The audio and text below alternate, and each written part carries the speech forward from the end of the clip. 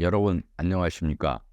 아쉽다 TV 아빠도 쉽지 않았다 작가 스틸리입니다. 지난 시간에는 일하는 순서에 대해서 말씀드렸고 그 전 시간에 회사에서의 인간관계에 대해서 말씀을 드렸는데 저는 깜짝 놀란 게 인간관계에 대한 것을 말씀드린 이후에 구독이나 조회수가 늘어나는 걸 보고 좀 놀랐습니다.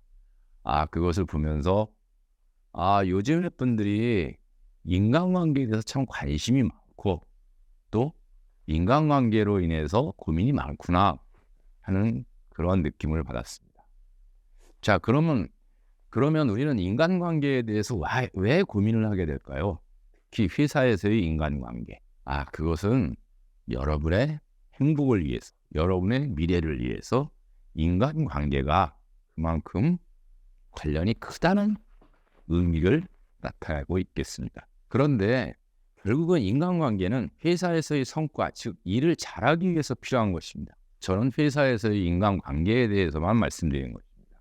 한국 사회에서 회사에서의 인간관계에 대해서 논하기 전에 먼저 전제 조건을 달아야 할 것이 있습니다.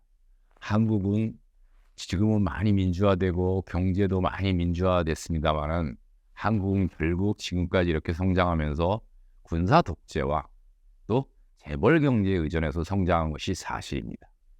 즉 재벌과의 관계, 즉 재벌과 그 직원들과의 관계, 군사 독재 시절에 그 정치하는 사람들과 그 밑에 사람들의 관계, 그 관계는 정상적인 인간관계라고 할 수 없습니다. 굳이 표현을 들자면 주종 관계라고 할 수 있겠죠. 따라서 그러한 관계에서는 인간관계를 논할 수도 없고 인간관계라고 할 수도 없고 그렇습니다. 따라서 저는 회사 내에서 오너가 아닌 셀러리맨 혹은 회사에 입사한 사람들끼리의 인간관계, 회사의 직위가 높고 나쁨을 떠나서 회사의 직위는 조직의 경쟁력을 위해서 있는 것이지 뭐 전문의, 부사장님이 뭐 상무니 그런 위치가 주종관계에 있는 건 아니지 않습니까? 따라서 그런 직장에서 회사에서의 인간관계는 오너라든가 주종관계에 있는 것이 아니라 상하가 있는 것이 아니라 같은 벨북을 타는 사람으로서 회사원 사이에서의 인간관계에 대해서 논하기로 하겠습니다. 제가 회사를 다닐 때 이런 질문을 받아본 적이 있습니다. 이 실장은 일이 힘들어? 사람이 힘들어?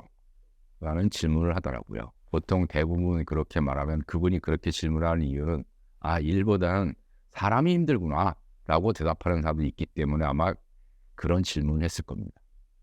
제가 거기에 반문했습니다. 인간관계가 회사에서 왜 필요합니까? 필요가 없다는 뜻이 아니고요. 일을 잘하기 위해서 인간관계를 잘해야 한다는 것이죠.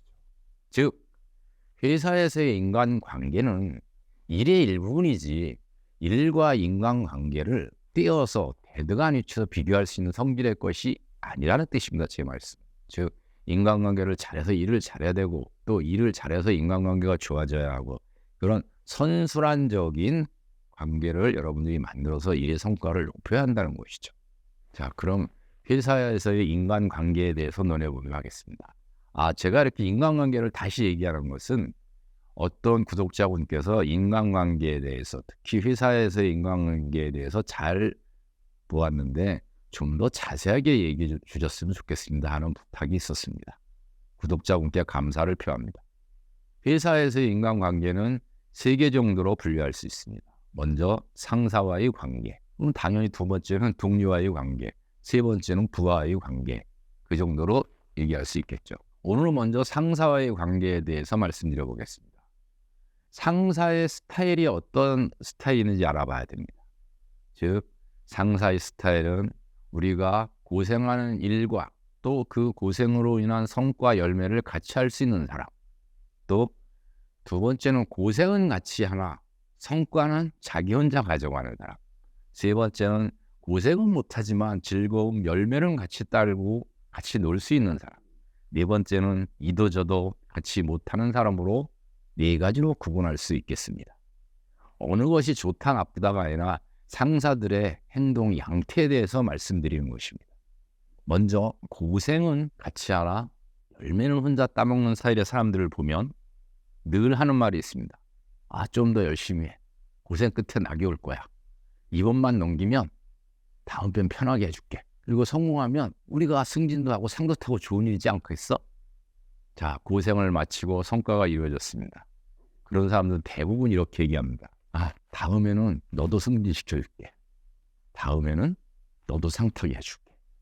그리고 나서 자기는 더 좋은 자리로 승진해서 좋은 상을 타서 가버립니다. 두 번째는 고생은 같이 잘하지 않나 잘 놀아주고 편하게 해주고 즐거움을 같이 누리는 상사입니다. 이런 사람은 고생하는 일을 할 때는 자기는 마음발치해서 직접 관여하지 않고 책임질 일을 하지 않고 있다가 그것이 끝나서 성과가 이루어졌을 때는 놀고 상을 타올 때는 열심히 같이 놀아요. 그러면서 이런 사람들이 흔히 하는 말이 있습니다. 역시 일 잘하는 애들은 놀기도 잘해. 노는 거 잘하는 일도 잘해. 라는 말을 합니다. 그러면서 놀 때는 잘 노는 친구한테 막 격려도 해주고 같이 신나게 놀아준다만 속내는 그렇지 않습니다. 실제는 일 잘하고 고생하는 직원을 속으로 챙깁니다. 왜 그럴까요? 자기가 하기 싫은 굳은 일을 해주는 부하가 있어야 자기가 열매를 따고 즐거움을 누릴 수 있기 때문입니다. 자, 세 번째는 가장 좋다고 할 수 있겠죠. 고생도 같이 하고 열매도 같이 따고. 그런 사람들은 우리가 바라는 상사이겠죠.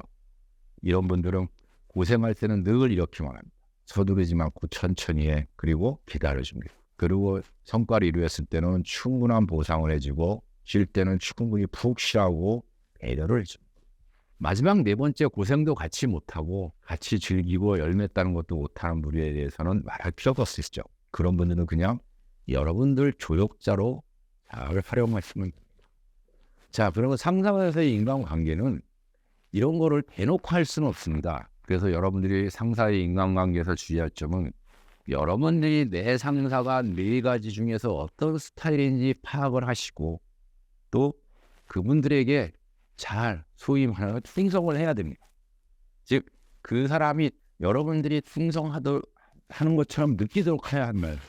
그러면서 주의할 점은 그 사람들이 여러분이 자신을 어떤 스타일로 파악하는지 알 수 없도록 하셔야 돼요. 아, 우리 상사는 어떤 스타일이야? 라는 말을 남한테 하거나 혹은 겉으로 드러나게 해서는 안 된다는 것입니다. 그런 걸 알았을 경우에 구할 사람은 여러분이나 저나 그 상사나 없겠죠. 자, 오늘은 회사에서의 인간관계에 있어서 상사와 어떻게 대할지에 대해서 말씀을 드렸습니다. 항상 가장 어떤 스타일로 구분하냐, 어떻게 행동할 거냐 보다 중요한 것은 사람과의 관계에서는 진정으로 대해야 한다는 것을 다시 한번 말씀드리면서 오늘 이야기를 마치기로 합니다.